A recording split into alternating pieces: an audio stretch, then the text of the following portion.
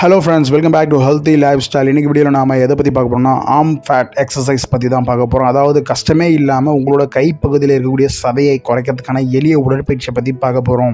இன்றைக்கி பெரும்பாலானோர் தங்களோட உடலை ஃபிட்டாக வச்சுருக்கிறதுக்கு தாங்க ஆசைப்பட்றாங்க. ஆனால் மோசமான வாழ்க்கை முறை, உணவு முறைகளால் உடல் எடை அதிகமாகி அங்கங்கே கொழுப்புகள் அதிக அளவில் தங்க ஆரம்பிச்சிருது. இதனால் உடல் உறுப்புகளில் கொழுப்புகள் தேங்கி ரொம்பவே குண்டான வடிவத்தை பெறுறாங்க. இதுலேயும் கைப்பகுதியில் அதிகப்படியான கொழுப்பு தேங்கிடுது. இதனால் பலரும் நினச்ச துணியை போட முடியாமல் ரொம்பவே கஷ்டப்படுறாங்க. இதுக்கு சிறந்த தீர்வாக உடற்பயிற்சி மையங்கள் இருக்கதாங்க செய்யுது. இருந்தாலும் நிறைய பேர் அங்கே போக முடியாமல் கஷ்டப்படுறாங்க.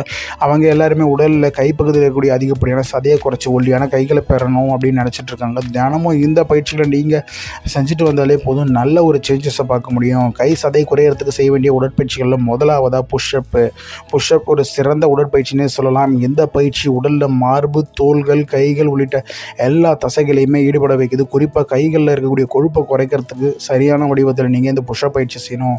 முதல்ல கைகளை தோள்பட்ட அகலத்தில் வச்சு ஒரு பழகு நிலையில் தொடங்கலாம். இதில் மார்பு கிட்டத்தட்ட தரையை தொடுற வரைக்கும் உடலை குறைச்சிக்கணும். இந்த இயக்கத்தில் முழங்கைகளை உடலுக்கு நெருக்கமாக கொண்டு வாங்க. கைகளை முழுமையாக நீட்டி பின்பக்க தொடக்க நிலைக்கு திரும்ப போகலாம். இந்த பயிற்சி குறைஞ்சது 10 to 15 ரெப்ஸ்ன்னு சொல்லிட்டு 3 செட்டாக செய்கிறது ரொம்பவே நல்லது.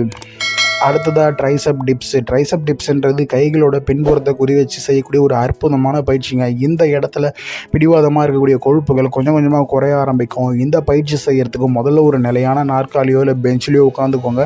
கைகளோட விளிம்பை பிடிச்சிக்கிட்டு விரல்களை முன்னோக்கி பார்க்குற மாதிரி வச்சுக்கணும். பின்னர் கால்களை முன்னால் நீட்டி தரையில் தட்டையாக வச்சுக்கோங்க. உடலை நாற்காலியிலிருந்து தூக்கி முழங்கைகள் 90 டிகிரி கோணத்தில் இருக்க மாதிரி மெதுவாக கீழே இறக்கி வச்சுக்கோங்க. இந்த ஒர்க் அவுட் செய்யும்பொழுது ட்ரைசெப்ஸை ஈடுபடுத்தி மறுபடியும் தொடக்க நிலைக்கு வந்துடணும். குறைஞ்சபட்சம் இந்த ஒர்க் அவுட்டையும் நீங்கள் 10 to 15 ரெப்ஸ்ன்னு சொல்லி 3 செட்டாக செய்யணும்.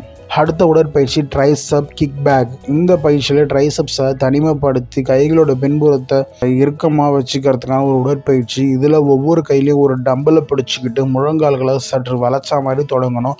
இது பின்முதுக தட்டையாகவும் மையமாகவும் வச்சுக்கிட்டு இடுப்பில் முன்னோக்கி செல்லுமாறு வச்சுக்கணும். அதுக்கப்புறமா உள்ளங்கைகள் ஒன்று எதிர்கொள்ளக்கூடிய வகைகளை நேராக பின்னால் நீட்டணும். இயக்கத்தோட உச்சியில் ட்ரைசப்ஸ் அழுத்தணும். மீண்டும் தொடக்க நிலைக்கு திரும்ப வந்துடணும். இந்த ஒர்க் அவுட்டை 10 to 15 ரெப்ஸ்ன்னு சொல்லிட்டு 3 செட்டாக பிரித்து செய்யணும். அடுத்தது ஆர்ம் சர்க்கிள்ஸ். இந்த பயிற்சி செய்கிறதுன்றது தோள்பட்டை கைகளை டோனிங் பண்ணுறதுக்கும் தோள்பட்டையோட இயக்கத்தை மேம்படுறதுக்கும் ரொம்ப ஹெல்ப் பண்ணும். இது எளிமையான பயனுள்ள பயிற்சினே சொல்லலாம். இந்த பயிற்சி செய்கிறதுக்கு கால்களை இடுப்பு அகலத்தில் வச்சுக்கிட்டு நின்றுக்கிட்டு கைகளில் தோள்பட்டை உயரத்தில் பக்கவாட்டில் நீட்டணும். இதில் உள்ளங்கைகளை கீழே எதிர்கொள்கிற மாதிரி வச்சுக்கணும். அதுக்கப்புறமா கைகளால் கட்டுப்படுத்தணும், வட்டங்களை உருவாக்கணும். இது அதிகப்படியான வட்டங்களோட அளவு அதிகரிக்கணும். குறைஞ்சபட்சம் 15 to 20 செகண்ட்ஸுக்கு மாற்றி செய்யணும். இதை 3 செட்டுன்னு சொல்லி செய்யலாம். அடுத்ததாக பைசெப் கர்ல்ஸ். இதுதான் கடைசியான உடற்பயிற்சி. பைசெப்ஸ் கர்ல்ஸ் கைகளோட முன்பகுதியை வலிமையாக்கிறதுக்கு ரொம்ப சிறந்த உடற்பயிற்சின்னு சொல்லலாம். தம்பிள்ஸ், ரெசிஸ்டன்ஸ் பேண்டு இல்லைனா தண்ணி பாட்டில் எதை வேணாலும் உபயோகப்படுத்தி நீங்கள் இந்த பயிற்சியை செய்ய முடியும். கால்களை தோள்பட்ட அகலத்தில் வச்சுக்கிட்டு அதுக்கப்புறமா ஒவ்வொரு கையிலையும் ஒரு தம்பிள்ஸ்ன்னு சொல்லி பிடிச்சிக்கிட்டு அதுக்கப்புறமா முழங்கைகளை உடலுக்கு அருகில் மெதுவாக தோள்களை நோக்கி சுருட்ட ஆரம்பிக்கணும். இந்த இயக்கத்தில் உச்சியில் பைசெப்ஸ் அழுத்தணும். பிறகு கட்டுப்பாட்டோட எடைகளை மீண்டும் குறைக்கணும். இந்த பயிற்சியை 12 to 15 ரெப்ஸ்ன்னு சொல்லி 3 செட்டாக செஞ்சுட்டு வரலாம். இந்த பயிற்சிகளோட சமச்சீரான உணவை நீங்கள் ஃபாலோ பண்ணுறதன் மூலியமாக உங்களோட கைகளை சுற்றி இருக்கக்கூடிய கொழுப்புகளை சீக்கிரத்தில் குறைக்க முடியும். கூடவே கார்டியோ ஒர்க் அவுட் செய்கிறதுன்றது ரொம்பவே நல்லது.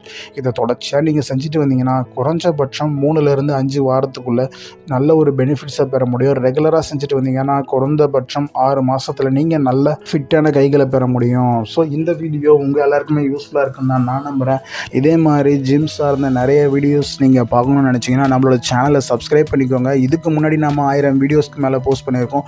அதையும் நீங்கள் சப்ஸ்கிரைப் பண்ணுறது மூலிமா ரெகுலராக பார்த்து பயன்பெற முடியும். இந்த வீடியோ பிடிச்சிருந்தா கீழே இருக்கக்கூடிய ரெட்டில் சப்ஸ்கிரைப் பண்ண ப்ரெஸ் பண்ணி சப்ஸ்கிரைப் பண்ணிக்கோங்க. கூடவே பக்கத்தில் இருக்கக்கூடிய பெல் பட்டனை கிளிக் பண்ணிக்கோங்க. இது மூலமாக நான் போடக்கூடிய வீடியோஸ் உங்களுக்கு ரெகுலராக நோட்டிஃபிகேஷன் வந்துகிட்டே இருக்கும். நன்றி, வணக்கம். மீண்டும் அடுத்த வீடியோவில் சந்திப்போம்.